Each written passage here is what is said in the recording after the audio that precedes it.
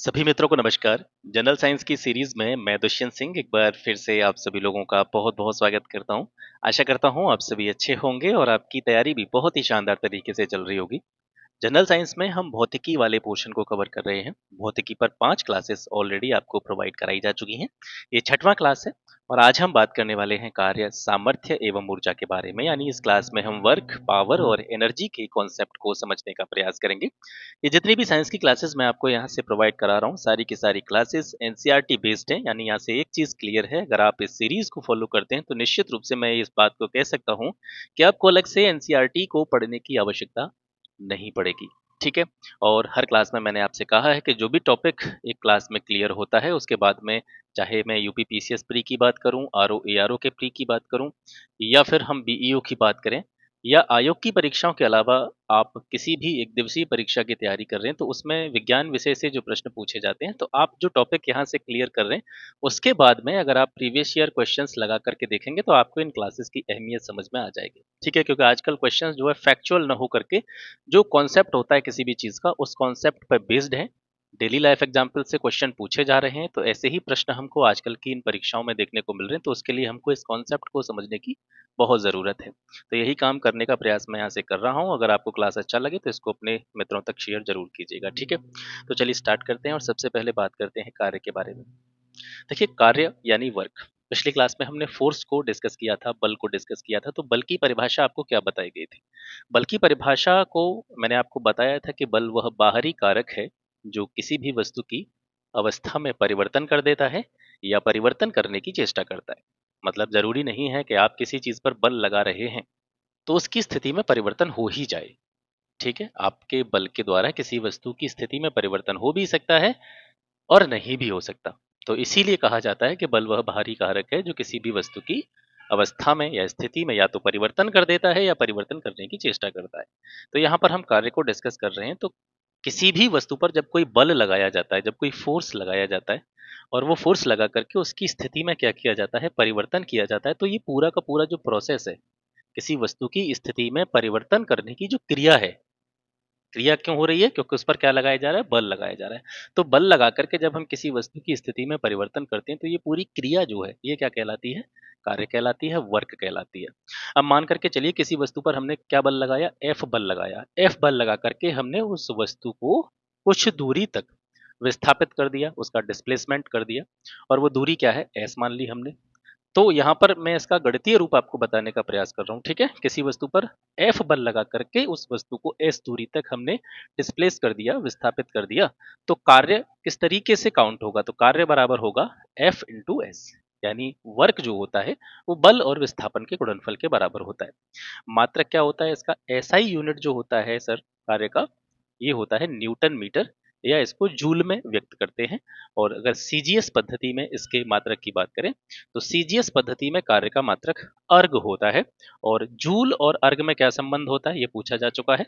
1 joule 10⁻7 अर्ग के equal होता है। ठीक है, कार्य किस तरह की राशि है, किस तरह की क्वांटिटी है? तो ये एक स्केलर क्वांटिटी है, यानी अदिश राशि है। इसको व्यक्त करने के लिए दिशा की आवश्यकता नहीं पड़ती है, केवल परिमाण की आवश्यकता पड़ती है। अब मान करके चलिए कोई वस्तु है, ठीक है, कोई वस्तु पर कोई बल लगाया जा रहा है। तो ये डायग्राम आपको यहाँ पे नजर आ रहा होगा। कोई वस्तु है, ये वस्तु आपको नजर आ रही है, इस पर कोई बल लगाया जा रहा है, एफ लगाया जा रहा है, और बल लगा करके इसको क्या किया जा रहा है? विस्थापित किया जा रहा है। इसके स्थान से दूसरे स्थान तक इसको विस्थापित किया जा रहा है। अब विस्थापन की जो रेखा है, ठीक है, या विस्थापन की जो एक्सेस है उसके बीच में और जो बल लगाया जा रहा है उसके बीच में अगर कोई एंगल बन रहा है थीटा, ठीक है, कोई एंगल बन रहा है, तो जो है कोण पर किया गया कार्य क्या होगा? तो W is equal to F S cos theta के माध्यम से इसको रिप्रेजेंट करेंगे। अब यहाँ पर आपके एग्जाम पॉइंट ऑफ व्यू से याद रखने की चीजें क्या हैं, वो ये है कि अगर किसी वस्तु पर जो कार्य किया जा रहा है या कोई फोर्स लगाया जा रहा है वो theta is equal to zero कोण पर लगाया जा रहा है, मतलब जो एंगल बन रहा है विस्थापन और बल के बीच में वो जीरो बनना है। तो जब जीरो एंगल बनेगा तो जो वस्तु पर किया गया कार्य होगा वो कैसा होगा? मैक्सिमम होगा। और अगर जो बल है, लंबवत लगाया जा रहा है, विस्थापन के लंबवत लगाया जा रहा है, वस्तु के लंबवत लगाया जा रहा है, तो theta is equal to 90 degree होगा। 90 डिग्री का कोण जब होता है विस्थापन और बल के बीच में, तो कार्य की मात्रा न्यूनतम होती है, याद रखेंगे, क्योंकि आपको पता है, आपने 10th लेवल पे पढ़ा होगा, cos 0 की वैल्यू 1 होती है, cos 90 की वैल्यू 0 होती है। ठीक है, तो इस तरीके से जब थीटा इज इक्वल टू 0 होगा तो कार्य मैक्सिमम होगा, और थीटा बराबर 90 डिग्री होगा तो कार्य कैसा होगा, न्यूनतम होगा। कार्य के प्रकार क्या है? कार्य के प्रकार जानते हैं। कार्य धनात्मक भी हो सकता है, ऋणात्मक भी हो सकता है। धनात्मक कार्य किसको कहेंगे? जब बल और विस्थापन एक ही दिशा में लग रहे हो तो वो धनात्मक कार्य होता है। जैसे मान करके चलिए, कल्पना कीजिएगा कि किसी जगह पर कोई स्प्रिंग आपने लटका रखी है। ठीक है, कोई स्प्रिंग, जैसे मैं यहाँ पर बनाने का प्रयास करता हूँ, ये कोई आपने स्प्रिंग लटका रखी है, और थोड़ा बड़ा हो गया, कोई स्प्रिंग आपने लटका रखी है, ये स्प्रिंग है। अब इस स्प्रिंग को आप यहाँ से पकड़ते हैं इस जगह से और नीचे की तरफ इसको खींचते हैं। ठीक है, तो बल की दिशा क्या हुई? बल आपने इस दिशा में लगाया। अच्छा, स्प्रिंग का विस्थापन कहाँ पे होगा? जब आप इसको नीचे की तरफ बल लगा करके खींचेंगे तो स्प्रिंग भी नीचे की ओर ही विस्थापित होगी, मतलब ये नीचे की तरफ खिंचाव इसमें उत्पन्न होगा। तो यहाँ पर क्या हो रहा है? बल जिस दिशा में लगाया जा रहा है, विस्थापन भी उसी दिशा में ही आपको नजर आ रहा है। तो जब बल और विस्थापन एक ही दिशा में होते हैं तो उस कार्य को हम धनात्मक कार्य कहते हैं। तो इसका एग्जाम्पल है, स्प्रिंग को खींचने पर जो कार्य होता है वो धनात्मक कार्य होता है, और किसी पिंड को पृथ्वी सतह से ऊपर उठाने पर जो कार्य होता है वो भी धनात्मक कार्य होता है। जैसे मान करके चलिए, ये आप हैं, ये आप हो गए। ठीक है, आपने यहाँ वस्तु कोई पड़ी हुई है, कोई पत्थर का टुकड़ा पड़ा हुआ है, आपने इसको अपने हाथ से उठाया और उठा करके इसको कहाँ ले गए? आप ऊपर ले गए। ठीक है, आप इसको उठा करके कहाँ पे ले गए? ऊपर ले गए। तो पत्थर पहले कहाँ पे पड़ा था? नीचे पड़ा था, नीचे से आपने इसको बल ऊपर की तरफ लगाया, उठा दिया। तो देखिए, वस्तु का विस्थापन भी ऊपर की तरफ हुआ और बल भी आपने ऊपर की तरफ लगाया, तो कार्य और जो बल है और जो विस्थापन है वो दोनों एक ही दिशा में हुए हैं। तो ये कैसा कार्य होगा? धनात्मक कार्य होगा। तो यहाँ से आपको समझ में आ गया होगा धनात्मक कार्य क्या है। अब ऋणात्मक कार्य की बात करते हैं। ऋणात्मक कार्य क्या होता है? बल और विस्थापन एक ही दिशा में, सॉरी, बल और विस्थापन जब एक ही दिशा में होते हैं तो वो धनात्मक कार्य होता है। और ऋणात्मक कार्य की जब हम बात करेंगे तो बल और विस्थापन जब विपरीत दिशा में हो तो जो कार्य होगा वो कैसा होगा? ऋणात्मक कार्य होगा। ठीक है, इसके बाद में शून्य कार्य की बात करते हैं। शून्य कार्य क्या होता है? जब बल और विस्थापन कैसे हो? लंबवत दिशा में हो, यानी बल और विस्थापन के बीच में एंगल कितना बन रहा हो? 90 डिग्री एंगल जब बन रहा होता है तो कार्य शून्य होता है। इसके कुछ एग्जाम्पल आप यहाँ पे देख सकते हैं। अगर कोई व्यक्ति सिर पर बोझा लेकर के चल रहा है या सिर पर बोझा लिए हुए खड़ा है तो उसके द्वारा कृत कार्य शून्य होगा। क्यों होगा कार्य शून्य? क्योंकि आपको पता है, कार्य को हम डिफाइन करते हैं विस्थापन के आधार पर। जब कोई व्यक्ति सिर पर बोझा लिए हुए खड़ा है या सिर पर बोझा लिए हुए चल रहा है तो बल बोझे के द्वारा लगाया जा रहा है, लेकिन विस्थापन जो हो रहा है सर, बोझे का, वो कहीं नहीं हो रहा है, क्योंकि बोझा अभी भी सिर पर रखा हुआ है, चाहे वो खड़ा है चाहे वो उस बोझे को लेकर चल रहा है। दोनों ही स्थितियों में जो बोझे का विस्थापन है वो शून्य है। ठीक है, तो किया गया कार्य भी कैसा होगा? शून्य होगा। दूसरा एग्जाम्पल क्या है? एक समान चाल से वृत्तीय पथ पर कोई वस्तु गति कर रही है तो उस पर जो अभिकेंद्र बल लगता है वो वस्तु के विस्थापन के लंबवत होता है। अतः अभिकेंद्र बल के द्वारा किया गया कार्य जो होता है वो कैसा होता है? शून्य होता है। तो ये हम बात कर रहे थे कार्य के बारे में। इसके बाद में हम बात करते हैं सामर्थ्य के बारे में, शक्ति के बारे में या पावर के बारे में। शक्ति, सामर्थ्य या पावर क्या होती है? कोई भी व्यक्ति या मशीन, उसके द्वारा कार्य करने की समय दर जो होती है उसकी सामर्थ्य कहलाती है। किसी व्यक्ति या मशीन के द्वारा कार्य करने की समय दर जो होती है वो उस वस्तु की या उस व्यक्ति की क्या कहलाती है? शक्ति या सामर्थ्य कहलाती है। सामर्थ्य का मतलब क्या होता है? ये कार्य और समय के अनुपात के बराबर होती है। सामर्थ्य इज इक्वल टू कार्य और समय का अनुपात। तो याद रखेंगे, सामर्थ्य बराबर कार्य बट्टे समय होता है। सामर्थ्य को P से रिप्रेजेंट करते हैं। W कार्य होता है, आपको पता है, समय T होता है, तो P इज इक्वल टू हो जाता है W upon T. SI unit याद रखेंगे, इसका जो SI मात्रक होता है जूल सेकंड या वाट होता है। शक्ति या सामर्थ्य का मात्रक क्या होता है? वॉट होता है, और एक वॉट जो होता है वो एक जूल सेकंड के बराबर होता है। ठीक है, इसके अलावा शक्ति के कुछ अन्य मात्रक हैं, उनको यहाँ पर एक बार देख लेते हैं। 1 किलोवाट किसके बराबर होता है? 1000 वाट के बराबर होता है, या 10 to the power 3 वॉट के इज इक्वल टू होता है। ये 1 मेगावाट की बात करेंगे तो मेगा का मतलब होता है 6 की पावर, तो 10 to the power 6 वॉट के बराबर होता है। और ये अश्व शक्ति, हॉर्स पावर जिसको कहते हैं, ये कई बार पूछा भी जा चुका है, कई एग्जाम्स में पूछा जाता है कि एक हॉर्स पावर कितने वाट के बराबर होता है। तो 1 हॉर्स पावर जो होता है वो 746 वॉट के बराबर होता है। यहीं पर अगर बात की जाएगी 1 किलोवाट घंटा की, तो 1 किलोवाट घंटा जो होता है वो 3.6 into 10 to the power 6 joule के बराबर होता है। इसको 3.6 मेगा जूल भी कह सकते हैं। साधारण मनुष्य की जो सामर्थ्य होती है वो कितने हार्स पावर की होती है? तो 0.05 हार्स पावर से लेकर के 0.1 हार्स पावर के बीच में होती है साधारण मनुष्य की सामर्थ्य। अब कुछ कार्यों में कितनी सामर्थ्य की खपत होती है वो जानते हैं। जैसे हमारी हृदय है, हृदय की जो धड़कन है, हमारी हार्ट बीट है, उसमें यानी उसको धड़कने में कितनी सामर्थ्य की खपत होती है? तो लगभग 1.2 वॉट की खपत होती है। जब हम सो रहे होते हैं तो लगभग 75 वाट की खपत होती है। टहल रहे होते हैं तो लगभग 200 वाट की जो सामर्थ्य है, हमारी ऊर्जा है, वो उसकी खपत होती है। साइकिल चलाने में लगभग 500 वाट सामर्थ्य की खपत होती है। ऊर्जा की बात करते हैं। ऊर्जा मतलब एनर्जी। एनर्जी क्या है? किसी भी वस्तु के कार्य करने की जो क्षमता होती है, उसको हम क्या बोलते हैं सर? उसको हम ऊर्जा बोलते हैं। ऊर्जा क्या है? किसी भी वस्तु के कार्य करने की क्षमता है। और ऊर्जा जो है एक अदिश राशि है, स्केलर क्वांटिटी है। ऐसा ही मात्रक ऊर्जा का जूल होता है। अगर हम सीजीएस पद्धति में ऊर्जा के मात्रक की बात करें तो अर्ग होता है इसका मात्रक। ठीक है। ऊर्जा के कुछ प्रायोगिक जो मात्रक हैं, प्रैक्टिकल यूनिट हैं, वो आप यहाँ से जान लीजिए। यहाँ से भी चीजें कभी कभार पूछ ली जाती हैं। तो मैंने बताया था 1 जूल जो होता है वो 10 टू दी पावर 7 अर्ग के बराबर होता है। तो जब एक अर्ग की वैल्यू जूल में हम निकालेंगे तो चीजें अपोजिट हो जाएंगी। ठीक है। तो जब 1 जूल 10 टू दी पावर 7 अर्ग के होता है, तो एक अर्ग की वैल्यू निकालेंगे तो वो 10 टू दी पावर -7 जूल के आसपास हो जाएगा। ठीक है। इसी कैलोरी की बात करेंगे तो एक कैलोरी कितने जूल के बराबर होता है? 4.2 जूल के बराबर होता है। एक किलोवाट घंटा, ठीक है, किलोवाट आवर KWH, तो एक किलोवाट घंटा जो होता है वो 3.6 into 10 to the power 6 joule के बराबर होता है। एक इलेक्ट्रॉन वोल्ट किसके बराबर होता है? ये 1.6 into 10 to the power -19 joule के बराबर होता है। ऊर्जा के स्वरूपों की बात करते हैं, फॉर्म्स ऑफ एनर्जी की बात करते हैं। ऊर्जा के कई प्रकार होते हैं, कई फॉर्म्स होते हैं। जैसे ऊष्मीय ऊर्जा, हीट एनर्जी, आंतरिक ऊर्जा यानी इंटरनल एनर्जी, विद्युत ऊर्जा यानी इलेक्ट्रिकल एनर्जी, रासायनिक ऊर्जा यानी केमिकल एनर्जी, नाभिकीय ऊर्जा यानी न्यूक्लियर एनर्जी। अब इनके बारे में ज्यादा मतलब गहराई में आपको जानने की जरूरत नहीं, क्योंकि आप सभी जानते हैं। नाभिकीय ऊर्जा जैसे, तो नाभिकीय ऊर्जा जो नाभिकीय रिएक्टर में जो प्रक्रियाएं होती हैं, या जो भी नाभिकीय विखंडन होता है या नाभिकीय संलयन होता है, उससे जो एनर्जी निकलती है वो नाभिकीय ऊर्जा कहलाती है। जब भी कोई रासायनिक अभिक्रिया कराई जाती है, कोई भी केमिकल रिएक्शन कराया जाता है, तो उससे जो ऊर्जा मुक्त होती है वो रासायनिक ऊर्जा होती है। इलेक्ट्रिकल एनर्जी आप जानते ही हैं, विद्युत ऊर्जा। तो ये सारी चीजें जो है केवल आपको समझाने के लिए है। ठीक है। तो इनके फॉर्म्स आप याद रखेंगे कि ये फॉर्म्स होते हैं ऊर्जा के।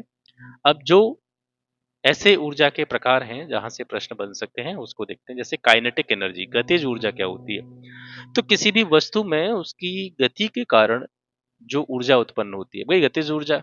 गतिज ऊर्जा नाम से ही आपको पता चल रहा होगा, गति के कारण उत्पन्न ऊर्जा। गतिज ऊर्जा, काइनेटिक एनर्जी, मतलब गति के कारण उत्पन्न ऊर्जा।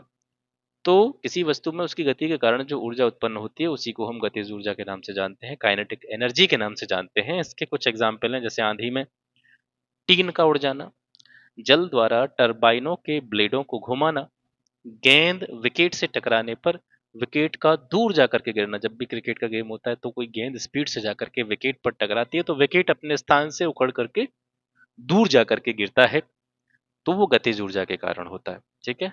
तो वस्तु, क्योंकि जो वो टीन थी जो आंधी में उड़ करके आई थी, तो उसमें उसकी गति के कारण, जैसे आंधी के द्वारा जो टीन है वो अपने स्थान से मूव हुई और गिर उड़ करके दूसरी जगह पर जाकर के गिरी, तो उसकी गति के कारण जो उसमें ऊर्जा उत्पन्न हुई, जिसकी वजह से वो एक स्थान से जाकर के दूसरे स्थान पर पे जाकर के गिरती है, तो वो गतिज ऊर्जा के कारण गिरती है। ठीक है। तो गतिज ऊर्जा का जो फॉर्मूला होता है वो भी आप याद रखेंगे। गतिज ऊर्जा यानी यहाँ पर दिखाई दे रहा है आपको के ई का मतलब है काइनेटिक एनर्जी। ये इसका फॉर्मूला होता है 1/2 mv²। ठीक है। 1/2 mv², इसका फॉर्मूला आप याद रखेंगे। जहाँ पर v का मतलब है उस वस्तु का वेग, m का मतलब है वस्तु का द्रव्यमान, और p यहाँ पर किसको डिनोट कर रहा है? रेखीय संवेग को प्रदर्शित कर रहा है। इंपॉर्टेंट पॉइंट यहाँ पे हम देखते हैं, और ये सारी चीजें इसी फॉर्मूले पर बेस्ड हैं। ठीक है। जैसे मैंने यहाँ पे लिखा के ई, इसी से आप इसको समझ पाएंगे, याद करने की जरूरत नहीं पड़ेगी। 1/2 mv², काइनेटिक एनर्जी। अब यहाँ पर देखिए ये क्या कह रहा है कि अगर वस्तु के द्रव्यमान को क्या कर दिया जाए सर, दुगना कर दिया जाए। वस्तु के द्रव्यमान को दुगना कर दिया जाए, यानी जो m यहाँ पर फॉर्मूले में आपको दिख रहा है, इसको अगर दोगुना कर दें, m की जगह पर इसको हम 2m कर दें, तो वस्तु की जो गतिज ऊर्जा होगी वो कैसी हो जाएगी, दोगुनी हो जाएगी। यानी वस्तु का द्रव्यमान दोगुना कर दिया जाए तो वस्तु की जो काइनेटिक एनर्जी है वो कैसी हो जाएगी, दोगुनी हो जाएगी। इस तरीके के प्रश्न आपकी परीक्षाओं में पूछे जाते हैं। तो यहाँ से प्रश्न पूछा जा सकता है कि हम यदि किसी वस्तु के द्रव्यमान को दोगुना कर दें तो उसकी गतिज ऊर्जा पर क्या प्रभाव पड़ेगा। तो गतिज ऊर्जा दोगुनी हो जाएगी, 4 गुनी हो जाएगी, 6 गुनी हो जाएगी। तो इस तरीके से ऑप्शन में आपको दे देगा। तो यहाँ से आप याद रखेंगे गतिज ऊर्जा क्या हो जाएगी, दोगुनी हो जाएगी। ठीक है। द्रव्यमान को अगर आधा कर दिया जाए, ठीक है, इसी फॉर्मूले में अगर द्रव्यमान को हम क्या कर दें, आधा, जैसे m द्रव्यमान है तो m की जगह पे क्या रख दें, हम m/2 रख दें, द्रव्यमान को आधा कर दें, तो गतिज ऊर्जा भी क्या हो जाएगी, आधी हो जाएगी। वस्तु का वेग अगर दोगुना कर दिया जाए, वस्तु का क्या कर दिया जाए, वेग को डबल कर दिया जाए, ठीक है, v² लिख रहा है तो इसको कैसा लिख दिया जाए, 2v का होल स्क्वायर लिख दिया जाए, तो गतिज ऊर्जा पर क्या प्रभाव पड़ेगा, गतिज ऊर्जा 4 गुनी हो जाएगी। वेग को अगर आधा कर दिया जाए तो गतिज ऊर्जा का जो है, गतिज ऊर्जा 1/4 रह जाएगी। तो ये कुछ संबंध हैं गतिज ऊर्जा के फॉर्मूले में जो टर्म्स दे रखे हैं, एम, ठीक है, या फिर उसका वेग या उसके द्रव्यमान की बात करें, उसके आधार पर गतिज ऊर्जा पर क्या प्रभाव पड़ता है, वो सारी चीजें यहाँ पे दे रखी हैं, तो इनको देख लीजिएगा। एक चीज और याद रखनी है, गतिज ऊर्जा को अगर बढ़ाया जाता है तो वस्तु का वेग जो है वो भी बढ़ जाता है। इसके बाद में स्थितिज ऊर्जा की बात करते हैं, पोटेंशियल एनर्जी की बात करते हैं। वस्तु की स्थिति या आकृति में परिवर्तन के कारण उसमें कार्य करने की क्षमता जो होती है वो स्थितिज ऊर्जा कहलाती है। जैसे कोई बांध है, बांध में बहुत सारा पानी रुका हुआ होता है, तो वहां पर उस रुके हुए पानी में कौन सी एनर्जी होती है, पोटेंशियल एनर्जी होती है। या जब भी कोई धनुष वगैरह आपने देखा होगा, बचपन में चलाया भी होगा, तो धनुष वगैरह को जो उसकी जो डोरी होती है उसको खींच करके रखते हैं, तो जब वो खींची हुई होती है तो उस टाइम पर भी उसमें एक एनर्जी होती है जिसको हम पोटेंशियल एनर्जी कहते हैं।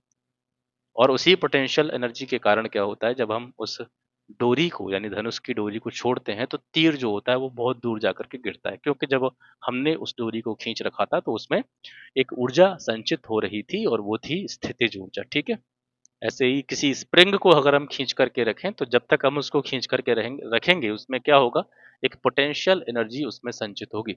तो जैसे ही हम स्प्रिंग को छोड़ेंगे तो स्प्रिंग दोबारा से जाके झटके से जो है अपनी पूर्व अवस्था में आने का प्रयास करेगी। तो इन दोनों चीजों में क्या होती है, स्थितिज ऊर्जा होती है, पोटेंशियल एनर्जी होती है। ऐसे ही घड़ी की चाबी, घड़ी में ऐसे चाबी वाली घड़ियां देखी होंगी आपने, तो उसकी चाबी को हम घुमाते हैं, घुमा करके छोड़ देते हैं, तो चाबी वाली घड़ियों में क्या होता है, जनरली सेल वगैरह नहीं होता है, बैटरी वगैरह नहीं होती है, तो वो उस चाबी से ही चलती है। तो चाबी की स्थितिज ऊर्जा जो संचित हो जाती है चाबी को भरने पर, उसी के कारण घड़ी जो है वो समय दिखाती रहती है। तो चाबी की घड़ी में, वो चाबी वाली घड़ी में भी जो ऊर्जा होती है वो कौन सी ऊर्जा होती है, स्थितिज ऊर्जा होती है। अब यहाँ से एक टर्म आता है आपका, मैकेनिकल एनर्जी क्या होती है, यांत्रिक ऊर्जा क्या होती है। जब गतिज ऊर्जा जिसके बारे में हमने अभी चर्चा की थी और स्थितिज ऊर्जा यानी पोटेंशियल एनर्जी, इन दोनों को जोड़ दिया जाए तो उसको हम बोलते हैं यांत्रिक ऊर्जा। यानी यांत्रिक ऊर्जा या मैकेनिकल एनर्जी जो होती है वो गतिज ऊर्जा और स्थितिज ऊर्जा का योग होता है। ठीक है। इसके बाद में आती है आपकी गुरुत्वीय स्थितिज ऊर्जा, ग्रेविटेशनल पोटेंशियल एनर्जी। किसी वस्तु को गुरुत्व बल के विरुद्ध पृथ्वी तल से किसी ऊंचाई तक ले जाने में जो कार्य किया जाता है, उस स्थिति में वस्तु की गुरुत्वीय स्थितिज ऊर्जा जो है वो जो है कहलाती है। यानी आपको पता है कि पृथ्वी जो है प्रत्येक वस्तु को अपनी ओर क्या करती है, अट्रैक्ट करती है, आकर्षित करती है। तो एक गुरुत्वीय जो बल है या गुरुत्वीय त्वरण जो है वो वस्तु पर लगता है पृथ्वी की ओर, क्योंकि पृथ्वी हर वस्तु को अपनी ओर आकर्षित करने का प्रयास करती है। तो अगर हम किसी वस्तु को ऊपर ले जाएंगे तो क्या हो जाएगा, वो गुरुत्व बल के विरुद्ध हम उसको ऊपर ले जाएंगे। गुरुत्व बल नीचे की ओर कार्य कर रहा है, लेकिन हम वस्तु को कहाँ ले जा रहे हैं, उसकी दिशा के विपरीत ले जा रहे हैं, उस बल के विरुद्ध ले जा रहे हैं, ऊपर ले जा रहे हैं। तो गुरुत्व बल के विरुद्ध जब किसी वस्तु को पृथ्वी तल से किसी ऊंचाई तक ले जाया जाता है तो उस ऊंचाई तक उस वस्तु को ले जाने में जो किया गया कार्य है वही वस्तु की गुरुत्वीय स्थितिज ऊर्जा कहलाती है। तो गुरुत्वीय स्थितिज ऊर्जा किसके बराबर होती है, इसको यू से रिप्रेजेंट करते हैं और यू इज इक्वल टू होता है mg एच। यू बराबर होता है mgh, जहाँ पे m है वस्तु का द्रव्यमान, h है पृथ्वी तल से जितनी ऊंचाई पर हम उस वस्तु को ले जा रहे हैं उसकी ऊंचाई को रिप्रेजेंट कर रही है, और g आप जानते हैं गुरुत्वीय त्वरण होता है।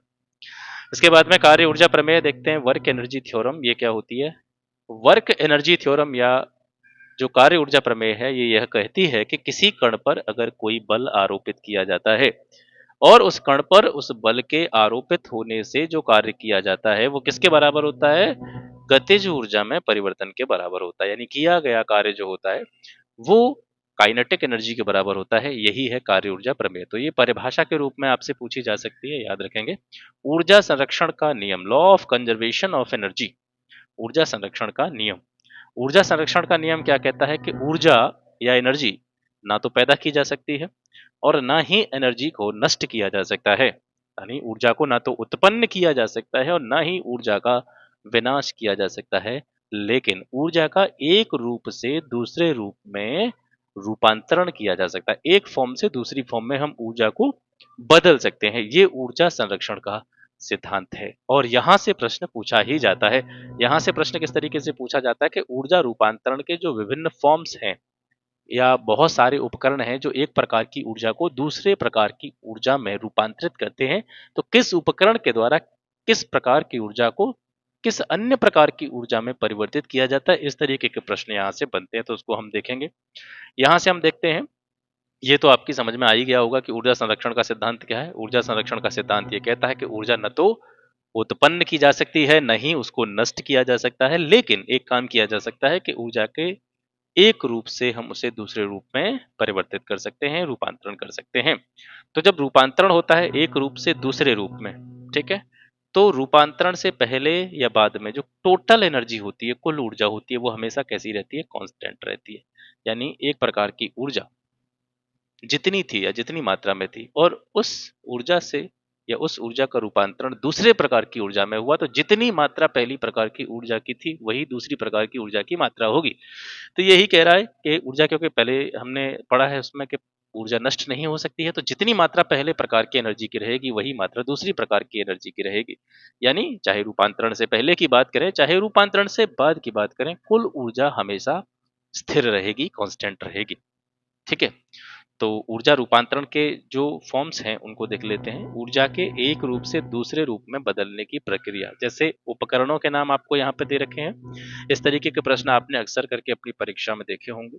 उपकरणों के नाम दे रखे हैं और वे ऊर्जा के किस फॉर्म को किस फॉर्म में रूपांतरित करते हैं, बदलते हैं, वो यहाँ पे दे रखा है। तो डायनामो जो होता है वो क्या करता है? यांत्रिक ऊर्जा को विद्युत ऊर्जा में बदलता है। ऐसे ही विद्युत मोटर जो होता है वो विद्युत ऊर्जा को यांत्रिक ऊर्जा में बदलता है। माइक्रोफोन ध्वनि ऊर्जा को विद्युत ऊर्जा में बदलता है।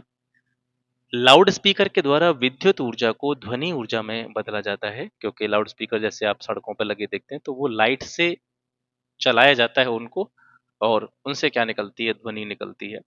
तो लाउड स्पीकर से विद्युत ऊर्जा को ध्वनि ऊर्जा में बदलते हैं। विद्युत बल्ब जो होता है वो क्या करता है? विद्युत में आप इलेक्ट्रिसिटी दे रहे हो, उससे हमको मिल रही है प्रकाश, इसके अलावा ऊष्मा मिल रही है। तो विद्युत बल्ब से विद्युत ऊर्जा को प्रकाश और ऊष्मीय ऊर्जा में बदला जाता है। सोलर सेल जो होता है इसमें कौन सी एनर्जी दी जाती है? इसमें सोलर एनर्जी दी जाती है, सौर ऊर्जा दी जाती है, और सौर ऊर्जा से हमको ये क्या देता है? विद्युत ऊर्जा देता है। तो सोलर सेल के द्वारा सौर ऊर्जा को विद्युत ऊर्जा में बदला जाता है। ऐसे ही मोमबत्ती जब जल रही होती है तो यहाँ पे रासायनिक ऊर्जा इसमें संचित रहती है, और रासायनिक ऊर्जा से हमको क्या मिलता है? प्रकाश और ऊष्मीय ऊर्जा मिलती है। विद्युत हीटर जो होता है वो विद्युत ऊर्जा को ऊष्मीय ऊर्जा में बदलता है। जलता हुआ कोयला रासायनिक ऊर्जा को ऊष्मीय ऊर्जा में बदलता है। प्रकाश विद्युत सेल जो होता है इसके अंतर्गत भी क्या रहती है? रासायनिक ऊर्जा, केमिकल एनर्जी संचित रहती है, और इसके द्वारा हमको क्या मिलती है? विद्युत ऊर्जा मिलती है। सितार या गिटार, इसमें यांत्रिक एनर्जी होती है, ठीक है, मैकेनिकल एनर्जी होती है, और मैकेनिकल एनर्जी से कौन सी प्रकार की एनर्जी निकलती है? या सितार जो होता है यांत्रिक ऊर्जा को किस में बदलता है? ध्वनि ऊर्जा में। जब गिटार बजाते हैं तो ध्वनि निकलती है ना, उससे साउंड निकलता है, तो यांत्रिक ऊर्जा उसमें पहले से है, और वो यांत्रिक ऊर्जा किस में बदल जाती है? ध्वनि ऊर्जा में बदल जाती है। इसके बाद में आइंस्टीन का द्रव्यमान ऊर्जा तुल्यांक, इसके ऊपर बात करते हैं। Einstein mass energy equivalence. Einstein क्या कहते हैं? आइंस्टीन कहते हैं कि प्रत्येक पदार्थ में जो ऊर्जा होती है प्रत्येक पदार्थ में, जो एनर्जी होती है, वो किसके कारण होती है? उसके द्रव्यमान के कारण होती है। क्योंकि अगर पदार्थ में कोई द्रव्यमान नहीं होगा तो उसमें एनर्जी नहीं होगी। तो पदार्थ में उसके द्रव्यमान के कारण ही ऊर्जा होती है, और उसे ही क्या बोलते हैं? हम द्रव्यमान ऊर्जा कहते हैं। और द्रव्यमान को ऊर्जा में बदला जा सकता है, इसके अलावा ऊर्जा को द्रव्यमान में बदला जा सकता है। दोनों को एक दूसरे में इंटरचेंज किया जा सकता है। ये कहा था आइंस्टीन ने, और उन्होंने एक फॉर्मूला दिया था, E is equal to M C square. इनका द्रव्यमान ऊर्जा संबंध समीकरण है, जिसमें E का मतलब आप जानते हैं, E का मतलब एनर्जी है, M का मतलब वस्तु का द्रव्यमान है, और C जो इसमें दिखाई दे रहा है ये क्या है? ये निर्वात में प्रकाश की चाल को रिप्रेजेंट करता है। निर्वात में प्रकाश की चाल कितनी होती है? 3 इंटू 10⁸ मीटर प्रति सेकेंड होती है। इसके बाद में ऊर्जा के स्रोतों की बात करते हैं, सोर्सेस ऑफ एनर्जी। ऊर्जा हमें कहाँ कहाँ से मिलती है? तो ऊर्जा के स्रोतों को मुख्य रूप से दो भागों में हम बांटते हैं। एक है ऊर्जा के नवीकरणीय स्रोत, और दूसरे हैं ऊर्जा के अनवीकरणीय स्रोत। नवीकरणीय स्रोत यानी रिन्यूएबल सोर्सेज ऑफ एनर्जी, अनवीकरणीय स्रोत मतलब non renewable sources of energy. और यहां से आयोग ने प्रश्न भी पूछा है, ठीक है? यहां से आयोग प्रश्न भी पूछ सका है कि निम्न में से कौन जो है ऊर्जा का नवीकरणीय स्रोत है या अनवीकरणीय स्रोत है। इस तरीके के प्रश्न आयोग के द्वारा भी पूछे गए हैं। तो इनको समझते हैं। नवीकरणीय स्रोत क्या है? कि ऐसे प्राकृतिक स्रोत जिनसे लगातार ऊर्जा प्राप्त होती रहती है, और भविष्य में जिनके समाप्त होने की संभावना बहुत कम होती है, उनको हम बोलते हैं ऊर्जा के नवीकरणीय स्रोत।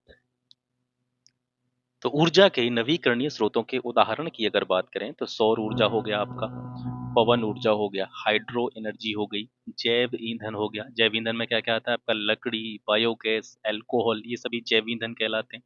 समुद्र से प्राप्त जो ज्वारीय ऊर्जा होती है, समुद्र तापीय ऊर्जा होती है, सारी ऊर्जाएं जो हैं ये नवीकरणीय स्रोतों के अंतर्गत आती हैं। तो यहाँ से जो सबसे मुख्य चीज आपको याद रखनी है वो ये है कि चाहे हम नवीकरणीय स्रोतों के बारे में बात करें, चाहे अनवीकरणीय स्रोतों के बारे में बात करें, इनके एग्जाम्पल्स आपको पता होने चाहिए कि कौन सा स्रोत जो है वो नवीकरणीय ऊर्जा का स्रोत है और कौन सा स्रोत जो है अनवीकरणीय ऊर्जा का स्रोत है। तो अनवीकरणीय ऊर्जा के स्रोतों की बात करें, non renewable sources of energy इनको कहा जाता है। ये जो सोर्सेज हैं ये पृथ्वी में बहुत समय से संचित होते आ रहे हैं, ठीक है? और इनकी विशेषता ये है कि ये सीमित हैं। अनवीकरणीय स्रोत जो होते हैं ऊर्जा के, नॉन रिन्यूएबल सोर्स जो होते हैं, वो सीमित होते हैं, और अगर इनका लगातार दोहन किया जाए, लगातार इनका उपयोग किया जाए, तो एक समय ऐसा आता है ये समाप्त हो जाते हैं। इन्हें परंपरागत स्रोत भी कहते हैं। जैसे वर्तमान समय में पेट्रोल की बात करें, जो नेचुरल गैस है, कोयला है, ये सभी क्या है? जीवाश्म ईंधन है, फॉसिल फ्यूल्स हैं। क्योंकि ये बहुत समय से पृथ्वी में संचित होते चले आ रहे हैं। क्योंकि हजारों करोड़ों वर्षों पहले, जैसे आपने पढ़ा होगा, पृथ्वी पर उथल पुथल के कारण बहुत सारे जीव जंतु, वनस्पतियां, पेड़ पौधे, ये सारे जो है पृथ्वी के अंदर दब गए, और दबने के बाद में उच्च दाब और ताप पर, उच्च दाब और उच्च ताप पर ये हजारों करोड़ों वर्षों में ईंधन के रूप में बदल गए, फॉसिल फ्यूल्स के रूप में बदल गए। क्योंकि इनको बनने में वनस्पतियां, पेड़ पौधे, जीव जंतु, इन सभी का एक तरीके से कह सकते हैं कंट्रीब्यूशन रहा। क्योंकि ये सारी ही चीजें जो है पृथ्वी के अंदर उथल पुथल के स्वरूप दबी हुई रही होंगी। तो ये सारे जो चीज हैं, चाहे जीव जंतु हो गया, पेड़ पौधे, वनस्पतियां, इनके जो अंश हैं वो जीवाश्म ही तो कहलाएंगे। तो फॉसिल फ्यूल्स इनको कहा जाता है। और जीवाश्म ईंधन जो होते हैं वो किसके अंतर्गत आते हैं? ऊर्जा के अनवीकरणीय स्रोतों के अंतर्गत आते हैं। तो इनको याद रखेंगे। नवीकरणीय स्रोत क्या होते हैं, नवीकरणीय स्रोत या अनवीकरणीय स्रोत क्या होते हैं, इनको जो एग्जाम्पल्स हैं इनके वो जरूर आप याद रखेंगे। और याद रखने के लिए संक्षेप में आप इतना याद रख सकते हैं कि जो नवीकरणीय स्रोत हैं वो असीमित हैं, और अनवीकरणीय स्रोत जो हैं वो कैसे हैं? और जो है सीमित हैं। तो अंग्रेजी वाले फॉर्म को अगर याद रखेंगे तो ज्यादा आसानी रहेगी। रिन्यूएबल मतलब जिनकी पुनः प्राप्ति की जा सकती है, सौर ऊर्जा आज भी है कल भी आपको मिलती रहेगी, पवन ऊर्जा आज भी है कल भी आपको मिलती रहेगी। लेकिन पेट्रोल जरूरी नहीं है कि आज आपके पास है तो आज से 100 साल बाद भी पेट्रोल का अस्तित्व रहेगा, या 100 साल बाद भी आपको पेट्रोल मिलती रहेगी। तो ये जरूरी नहीं है, क्योंकि ये कैसी है? नॉन रिन्यूएबल है। ये दोबारा से इसकी पुनः प्राप्ति नहीं की जा सकती। एक बार खत्म तो खत्म, दोबारा नहीं मिलेगी। जो पेट्रोल आप अपनी गाड़ियों में या मोटर वाहनों में जो यूज करते हैं, तो जो पेट्रोल खर्च हो रही है वो दोबारा नहीं आएगी, वो पेट्रोल दोबारा नहीं आएगी। और दूसरी चीज, एक रीजन ये भी है क्योंकि इनके बनने में जो समय लगता है वो बहुत लंबा समय होता है, हजारों वर्षों का समय जो है इसको बनने में लगता है, तो ये नॉन रिन्यूएबल है। तो यहाँ से याद रखेंगे, बहुत इंपॉर्टेंट चीज है ये। इसके बाद में ईंधन के बारे में बात करते हैं। ईंधन, ईंधन को हम अंग्रेजी में बोलते हैं फ्यूल। ऐसे पदार्थ, ईंधन को किस तरीके से परिभाषित किया जाता है? ऐसे पदार्थ जो जलने पर क्या देते हैं, ऊष्मा देते हैं, उन्हीं को हम क्या कहते हैं, ईंधन कहते हैं। ऐसे पदार्थ जो जलने पर या जिनको जलाया जाए तो हमको एक एनर्जी मिलती है, एक हीट मिलती है, तो उसको हम क्या बोलते हैं, ईंधन कहते हैं। उदाहरण के लिए चाहे आपका कोयला हो गया, एलपीजी हो गया, बायोगैस, सीएनजी हो गया, लकड़ी, पेट्रोल, मिट्टी का तेल, केरोसिन जिसको कहते हैं, ये सारी चीजें जो हैं ये क्या है, ईंधन है, फ्यूल है। अच्छा, एक आदर्श ईंधन क्या होता है? एक सबसे अच्छा ईंधन क्या होता है? उसके गुण क्या होते हैं? तो जो आदर्श ईंधन होता है या अच्छा ईंधन होता है, उसका जो ऊष्मीय मान होता है वो उच्च होता है, मतलब ज्यादा मात्रा में ऊष्मा पैदा करता है। उचित दहन होता है, ज्वलन ताप उचित होता है, मतलब आसानी से जिसको जलाया जा सकता है। अगली चीज, सस्ता और सुलभ होता है, आसानी से जिसकी प्राप्ति हो सके, और कम से कम एयर पॉल्यूशन करे, कम से कम वायु प्रदूषण करे। तो ये सारी जो प्रॉपर्टीज हैं, सारे जो गुण हैं, एक आदर्श ईंधन के गुण हैं। इसके बाद में आते हैं जीवाश्म ईंधन क्या है। जैसे अभी थोड़ी देर पहले हम बात ही कर रहे थे, इनका निर्माण जो होता है वो करोड़ों वर्षों तक पृथ्वी की सतह में गहरे दबे हुए वनस्पति या अन्य अवशेषों से हुआ है। तो ये क्या है, इनको हम बोल सकते हैं ये ऊर्जा युक्त, मतलब ऐसे कार्बनिक यौगिक जिनमें कोई एनर्जी है, ऊर्जा युक्त कार्बनिक यौगिक हैं। जीवाश्म ईंधनों के बारे में हम बात करें, जीवाश्म ईंधनों को क्या कहा जा सकता है कि ये ऊर्जा युक्त, ऊर्जा से युक्त ऑर्गेनिक कंपाउंड हैं, कार्बनिक यौगिक हैं। हानियां क्या हैं जीवाश्म ईंधन की? कि ये जलने पर एयर पोल्यूशन पैदा करते हैं, जलने पर वायु प्रदूषण इनसे होता है। ऊर्जा के अनवीकरणीय स्रोत हैं, non renewable source of energy के अंतर्गत आते हैं। अम्लीय वर्षा का कारण बनते हैं, इनके दहन से जो पॉल्यूशन होता है वो कहीं ना कहीं एसिड रेन का कारण बनता है। ग्रीन हाउस गैस इनसे मुक्त होती है, कार्बन डाइऑक्साइड गैस जो है ये मुक्त करते हैं।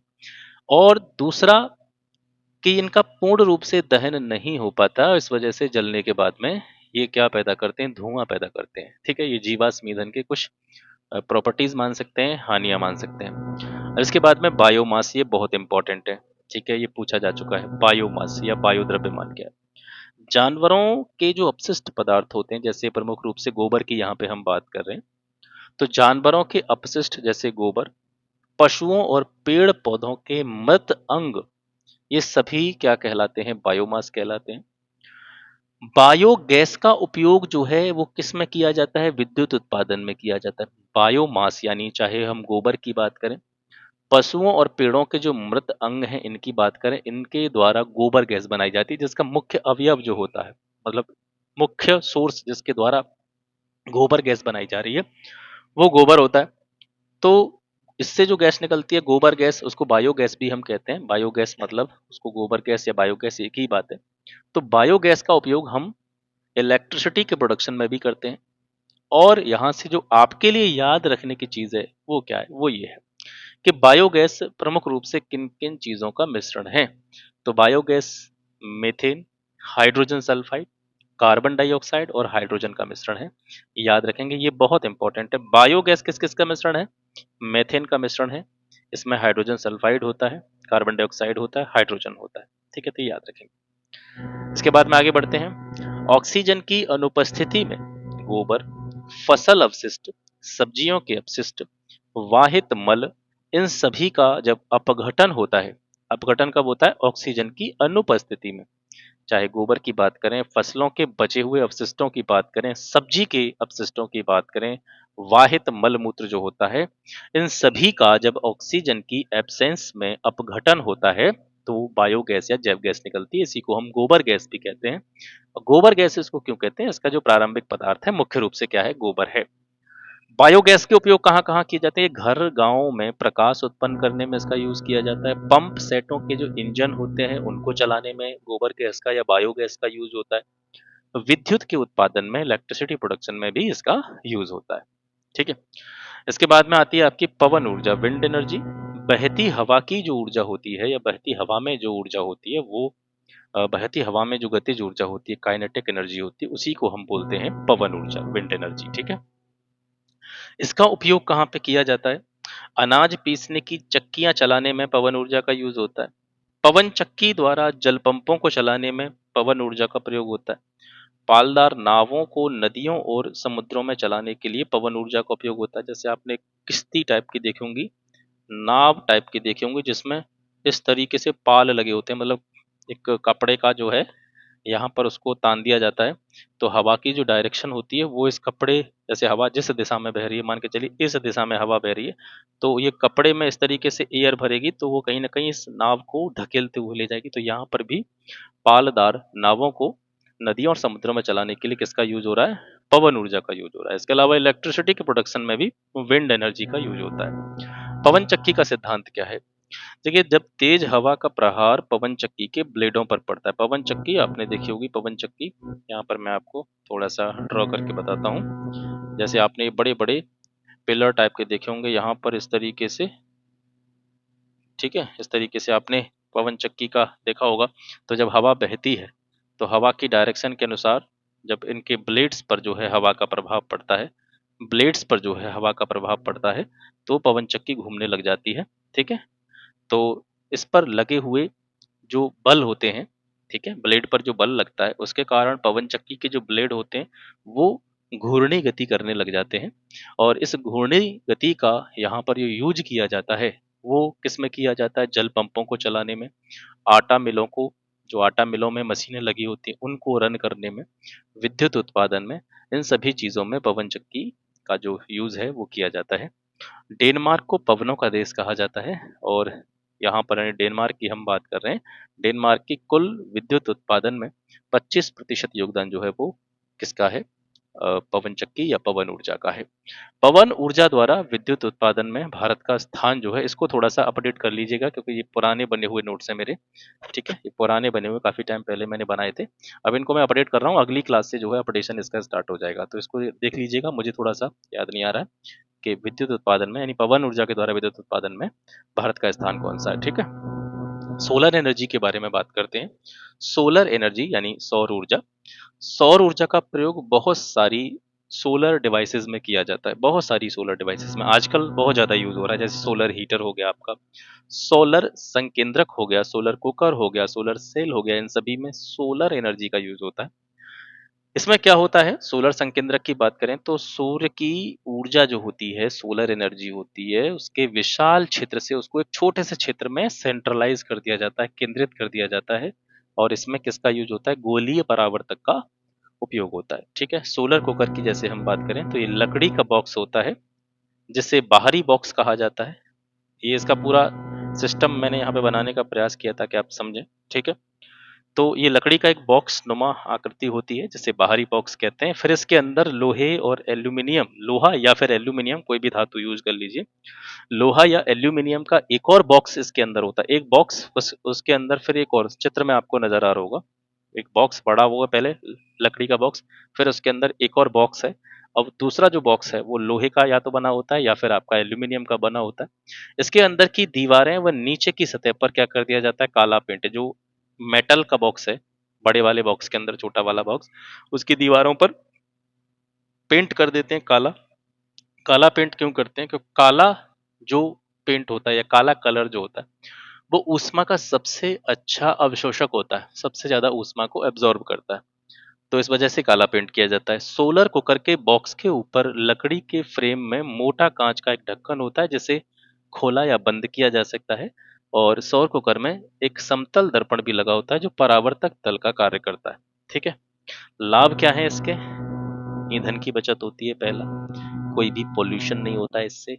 इसके अलावा जब सोलर कुकर में भोजन बनाया जाता है तो भोजन के जो न्यूट्रिशंस होते हैं, पोषक तत्व होते हैं, वो सुरक्षित रहते हैं।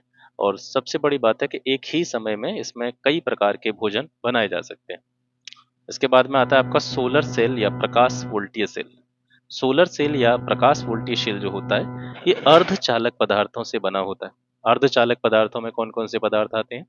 आपका सिलिकॉन हो गया, जर्मेनियम हो गया, गैलियम हो गया, ये सभी सेमीकंडक्टर मटेरियल होते हैं, अर्धचालक पदार्थ होते हैं। इसकी जो क्षमता या दक्षता होती है वो 10 से 15% तक होती है।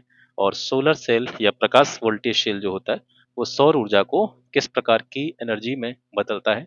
विद्युत ऊर्जा में बदलता है।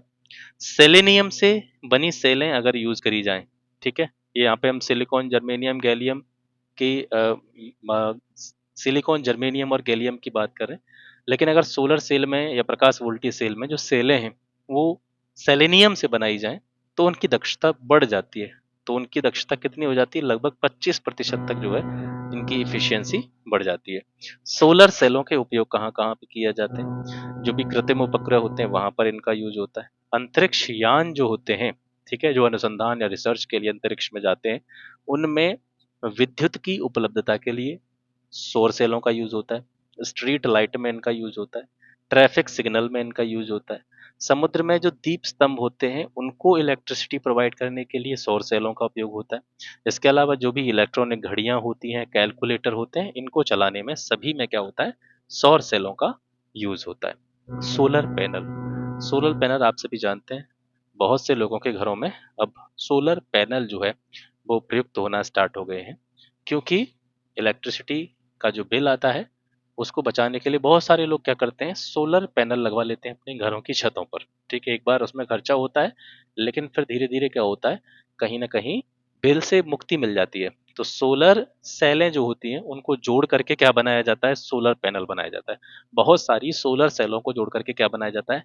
सोलर पैनल बनाया जाता है। ठीक है, यहाँ से कुछ चीजें याद रखेंगे। जैसे संसार की सबसे बड़ी सोलर भट्टी कहाँ पे है? ये फ्रांस में है। सोलर सेलों को परस्पर आपस में जोड़ करके, संयोजित करके सोलर पैनल बनाने में किसका यूज होता है? चांदी का प्रयोग होता है। ठीक है, किसका प्रयोग होता है? चांदी का प्रयोग होता है, याद रखेंगे। ठीक है, तो ये हो गया आज का सेशन। आशा करता हूँ आज की जानकारी आपको अच्छी लगी होगी। क्लास अगर अच्छा लगता है तो इसको अपने मित्रों के साथ में शेयर जरूर कीजिएगा, और क्लास से संबंधित अपने फीडबैक, रिस्पॉन्स और आपका जो भी कह सकते हैं प्रतिक्रिया हो वो कमेंट सेक्शन में जरूर दीजिएगा। इसी तरह की क्लासेस, इसी तरह की इन्फॉर्मेटिव वीडियोस आपको लगातार इस चैनल के माध्यम से प्रोवाइड कराई जाती रहेंगी। तो आज के लिए बस इतना ही। मिलते हैं आपसे फिर एक नेक्स्ट वीडियो में एक नए टॉपिक के साथ में। तब तक के लिए नमस्कार, जय हिंद।